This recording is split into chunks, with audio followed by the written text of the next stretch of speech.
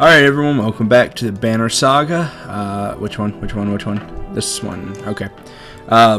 It's been, I don't know, a couple days since I've recorded any parts. Trying to think what happened.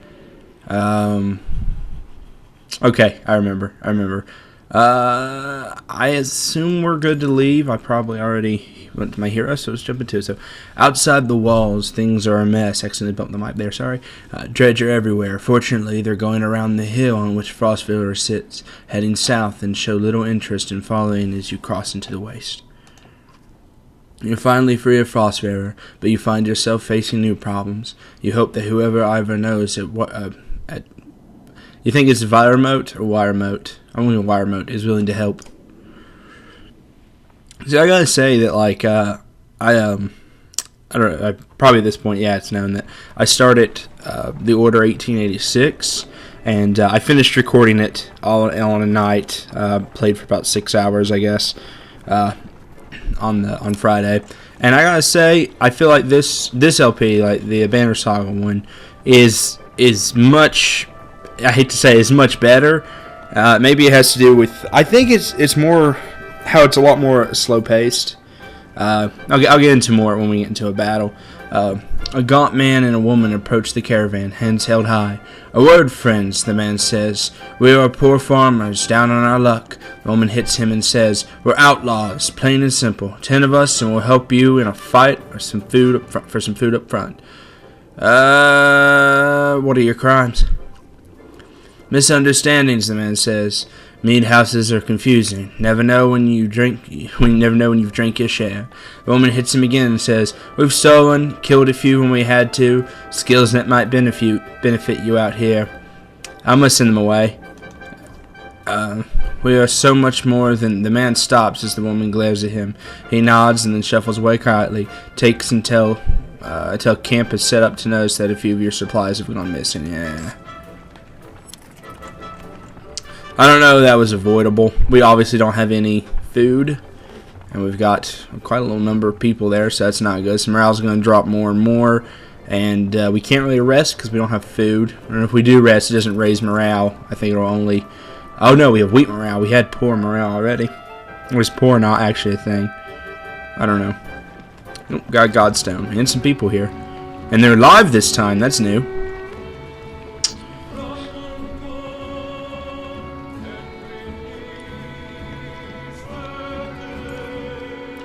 You find a surprising number of people camped out at the Godstone. They've been here quite a while, ever since the sun stopped. Apparently they think Radoramir, the sun god, has come back, and they worship him despite the bleak environment. They welcome the caravan, mingling and swapping stories with others while you rest. They have almost nothing of value to trade, but their leader approaches and offers to let join in their tribute. That's what the tribute involves, okay? Golden fear, one says, showing you a golden liquid in a silver bowl. He places some on his chest, which almost sounds like a sizzling, explains through the clenched teeth. It's a gift from the sun god, an oil that burns like the sun and lets them see things clearly. I'm gonna see if anyone's interested. Not surprisingly, you find no takers. You wonder how devoted you have to be to go in for it yourself. Inspect the Godstone before departing. Okay. Nobody can really agree on what Radoramir looked like.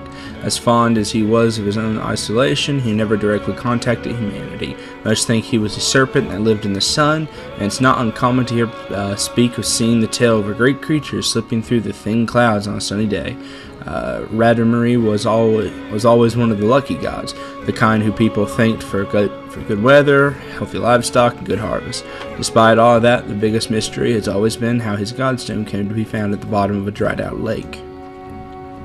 After some rest, you continue on. The sun god worshippers are keen to say, so you pack your things and return to the road. What? Worshippers are keen to say, okay.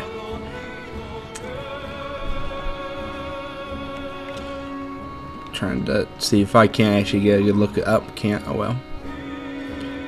Unfortunate. Hear that noise? That music. Not that noise. It is noise, but it's music. That noise is music. If you've never heard music before, it's that. What's going on? There's still some music. And we have some fighters die. So that's no good. Okay.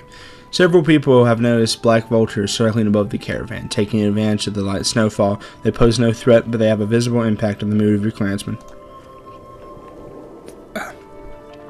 The next time you look back, Old Liff is firing arrows into the air, which nearly tag the birds once or twice. Get lost, no dead down here, she shouts, no to nobody in particular. Let her go at some... Yeah, let her get out some aggression, it's fine. After a couple more shots, she manages to tag one of the vultures, which falls to the sky. She recovers it laughing to herself, and comes to show you the black feathers. You know, says Odliff, scanning the caravan, a lot of these women, they could do this. You could tell from the look in her eyes she's excited about the idea. I think I'm going to start training them how to fight, she says. Encourage Odliff to train the women. Try to keep her expectations in check. Tell her you think it's a bad idea. More fighters is good. Yes, that's good. We can always use more fighters. See, he agrees. You tell Odliff if Aletta is any proof, you know how to train someone with a bow. Odliff gives you a smile. She heads off to some of the women in the caravan, showing them the vulture she shot down. I mean, like, I don't see how that could be a negative impact. I think some men will be like, oh, how dare you let our women fight. Okay, poor is worse than weak. Okay, alright, that's fair, I guess. An old man sits astride on an overgrown portion of the trail. You lost, you ask? He adjusts the leather strap on his head and says, no, are you? He jumps up and shuffles towards the caravan, his tattooed clothes revealing no weapons. Well, I've seen better, the old man says, peering into the supply wagons, but I'll join you. He stands next to a fighter, throws his beard over his shoulder, and puffs up his chest. The fighter grins, and the stranger exhales, asking, what are we waiting for? Lead the way. Yeah, let's ask a little bit. Call me a nar, or anything else you like, the old man says. A man goes where he pleases, doesn't he?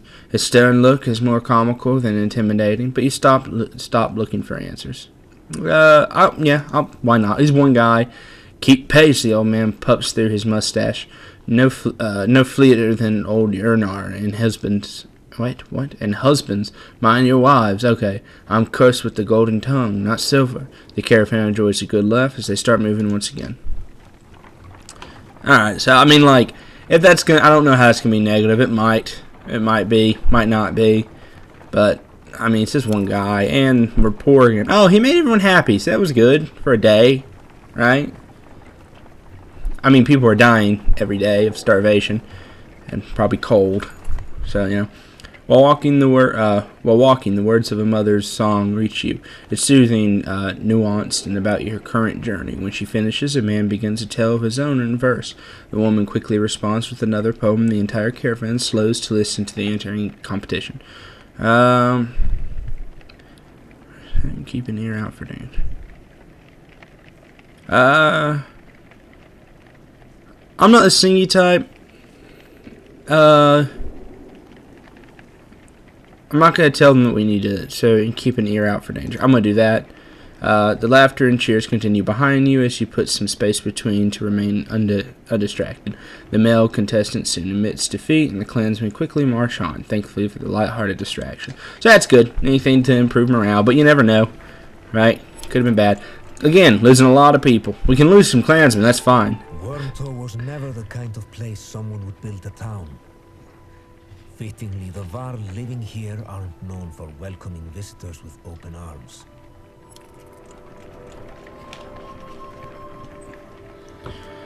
This is a Varl town. Could mean problems. The Var find you before you see them, not surprising with this many people behind you. With weapons drawn, they demand to know why you're here, but back down when Ivor tells them he's come to see someone named Krumer. I move this pen. Keep bumping it. Oh, I remember this guy. Sorry, that was probably a little loud. Well, I'll be damned. Krumer, it's been a long time. Yeah, it has. So what brings Jögnar to, Rhymote with his very own village of humans? Bad news. Dredger coming down from the north. We barely made it this far. That is dire news. Come on, we have food. We'll discuss more in the meat house. As you follow the old Varl into their I don't know what's wrong with me. Meager Town, you catch him quietly saying, if it were anyone else.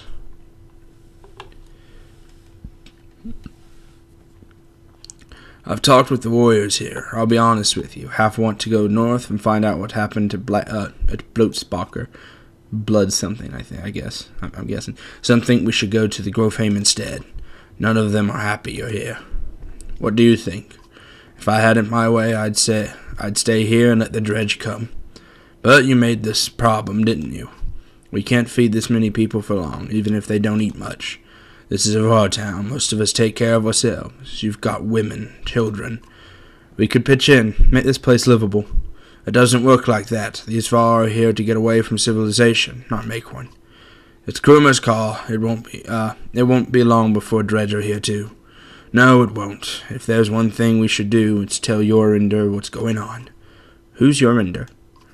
Varl King. Well, that's close to ones we have. Jognar, where'd you find these people? Stay here and rest. But once yours are ready to go, we do. I'm going to see off those who want to head north. But I'll join you to Grofheim. More travel? No, we've already come so far. I have changed your voice there for a minute. Adolescence, it does weird things to the voices. Stop the pouting, girlie. Stop the pouting, girlie. Even if Jorinder won't listen to, a tired old Var like me, I have a feeling they'll pay attention to your friend Jognar here. They'll listen to Ivor? He hasn't told you. Of course he hasn't. Do what you need to, but don't be long. So obviously there's something weird about Ivor. They also are saying his name weird. Okay, we'll get to that. So supplies, yeah, we're probably going to get some supplies. Actually, we'll go down to 20. We definitely need some supplies. And we bought some. We bought some days of supplies, so that's good. We're not going to rest because it takes supplies, but, I maybe should rest, I don't know. Just take easy for a while. People are noticing. Oh, they've noticed, have they? We're on the edge of dying daily, and you want me to take it easy? Gods, I should be planting twice as many fields, you understand. Don't get us thrown out of this caravan, Mogan. It's not just you who suffers. Right, so you get married, have kids. Now I'm supposed to settle down too, yeah? What happened to... The two brothers clam up as you approach. That's right, I've got a kid to take care of. Cool your head, Mogan. Hogan departs, leaving Mogan looking awkward. Rook, what brings you around? Sorry, it was none of my business, it wasn't. No, but it's no secret. I like women, Rook. They like me. They like the scar. Forget it. Listen, all this death. Every night half that caravan cries itself to sleep. Pathetic. Come on, Rook, be honest. This is good living. Half the world's just tilling soil till they kneel over. What kind of life is that? We're lucky. You could go your whole life with no goals, no purpose, nothing to fight against but boredom and hunger. I'm glad for all this. I see what he's saying. Look at it like this. We're fighting to the death almost every day, yeah? You can curl up in a little ball of fear. You can go hide in the woods eating nuts and appreciating leaves or some nonsense. Or you can enjoy the struggle. Know which one I pick. Anyway, just so you know, I'd never go for a letter. Promise you that. Or Odlif, all yours. Appreciate it, Mogan. You depart unsure whether your opinion of Mogan changed for the better or worse. I mean, whatever, Dude wants to do that. That's fine, let him be. He's fine. He's a player. Let him play, I guess. I don't know. Krumer, can you spare a moment? Mostly no, but I'll try. I never had a moment to thank you for your hospitality. Consider it done, then. So who is Jognar? I'm not surprised he never told you. I'm just surprised he can stand being around anyone at all. Your friend was one of us long ago. I mean, the dredge-bashing type. He's called Jognar, then. And if you want to know why he changed his name, best ask him yourself. I'm too old to peddle in the gossip. How'd you get all these far to follow you? Why not? Respect, young one. After the Second Great War, wasn't much for me left to do, so I started training other Vol to fight. Got tired of that, made a place in Whitenote. They still come calling, even with no wars to speak of. Seems like they might be changing, though, don't it? That might be changing, maybe. I bet you have some incredible stories. Yeah, I might. Or I could be the most boring Varl you ever met. Depends on how much you like killing dredge. Ask me again someday. Might tell you about the time we filled a dead yox with what? And why? Any wisdom on fighting dredge? Depends on how much you know. They're all armor. Tap them hard enough, though, and it'll shatter. Line up a whole row of slag, and they'll explode on each other all the way down. You get in a big brawl, half your time is spent setting them up for it. So that's kind of actually like a little insight. And if you see one bang his axe like a tuning fork, try to kill him quick. Sometimes the slags he's calling won't even show up. So that's what that's for, okay. I best leave you to your business. I suppose you should. Take care, friend of Yigvar. Or Yigvar. I don't really know how I pronounce that. I'm going to check to see if any of my heroes are hurt. Need to rest. Nope. Oh, and we gained a guy. I'm going to swap him out for Hogan. I just think that's a good choice, maybe. Rook is pretty important. I don't really need, like... I don't know. I might do that. That one's good too, though. Do that. We'll do that. Just keep it like that. Oh, nope. No one's level 5. Not even close, I wouldn't think. So we're good. Don't need to rest. And that's for the best. No rest for the best. Yeah. Okay. Grofheim's quite a few days out, says Krummer, but nothing worse than crossing the waste, I imagine. If there's anywhere you might be sick from dredge, it's there. You steel yourself for another long march, and half the town arrive remote joints. So awesome, we got some supplies, barely. Not a lot of supplies, so that's not good. Morale's really bad. Again, I'm not sure what that affects. I'm going to go ahead and assume it affects, like battles, like the big ones.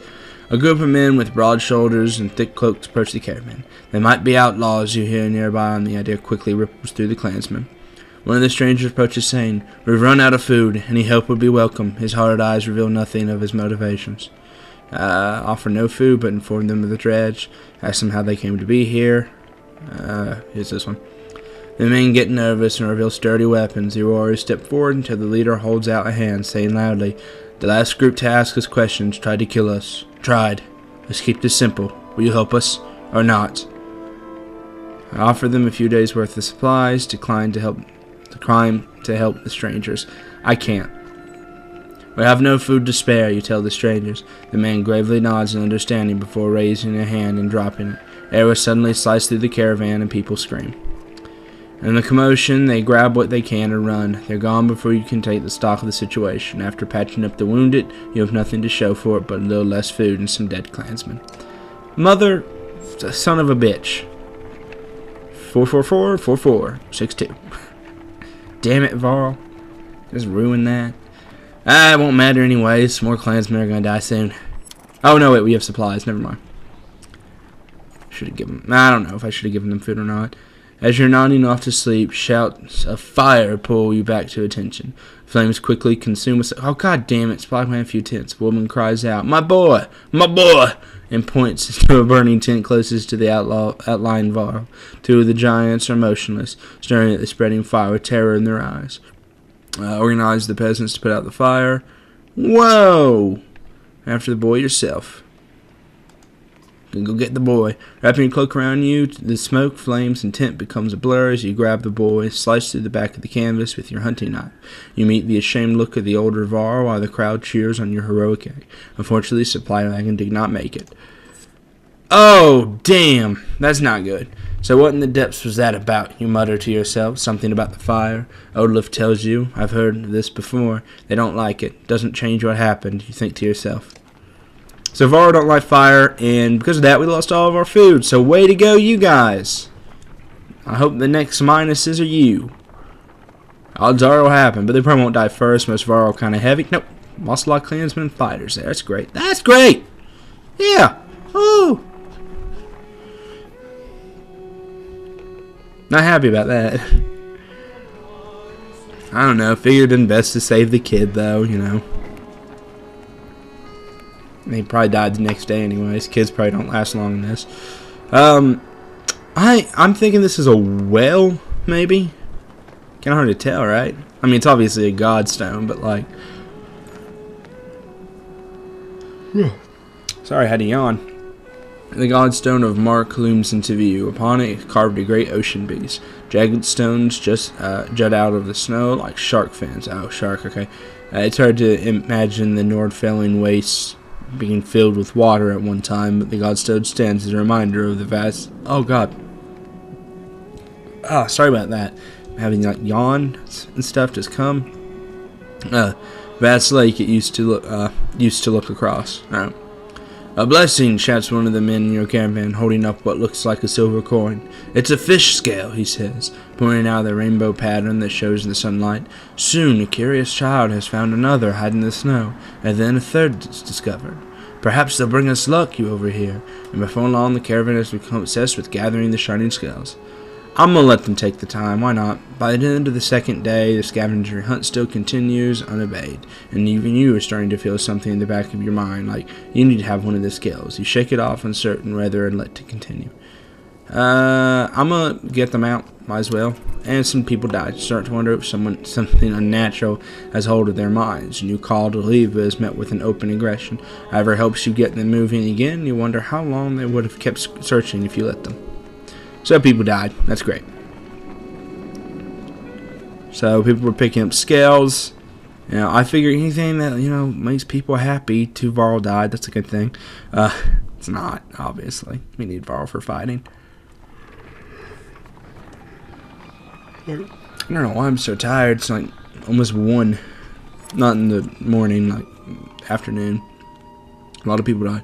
Odliff calls you over, grinning. A row of women holding bows of different age and experience line up before a row of trees in the distance. They fire, doing the impressive job of hitting the trunks. I think they're ready to fill up some dredge with feathers. One woman still hasn't shot her arrow. She stands perfectly still. The others watch. Just as the wind shifts, she lets go, and her arrow flies not into one of the trees, but a snow rabbit that had scurried out from underneath. Dinner, she says, smiling. A group of men from the caravan approach. Listen here, says one. Practice all you want. My wife isn't fighting dredge. The other men agree in chorus. We don't want to see a battlefield full of dead wives and daughters. I stand by the women to become fighters. The men argue the point, but eventually relent. Thanks, says... Oh, sorry. Thanks, said Odliff. To be honest, it was harder than I expected, but the more people who can hold their own, the better. The women returned to camp, not just as clansmen, but as fighters. So we lost clansmen. Okay, 10 died, somehow. Because we got 25 fighters, lost 35 women. Or clansmen, so that's weird. A scout returns with a nearly frozen child. I almost stepped on her in the snow. Looks like she must have been running from something, he says. Patches of blue molted her pale skin, but her chest rises and falls ever so slightly. Even just carrying her along could kill her in a state like this, says a woman. We could be in danger here, points out another. I'm going to do that. Fighters stay alert for any threat while the caravan moves on. The healers rub the girl's arm and legs under blankets to no avail, and an hour later, one healer approaches you with tears in her eyes. She says nothing, only shakes her head. Well, it's not like it can worsen our resolve.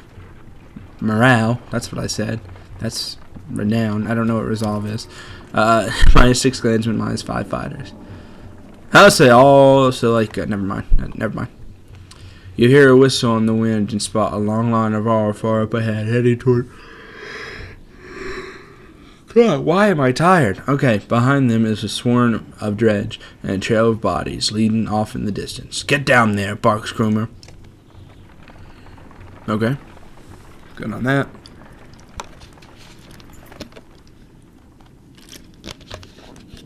Don't let them spread out, shouts the lead Varl as you approach the battleground. Soon you must regret finding yourself fighting alongside them, facing off against a daunting number of dredge. Oh, okay. Well, we outnumbered them. I'm going to say formations. And give the order. We start rallying your... Okay.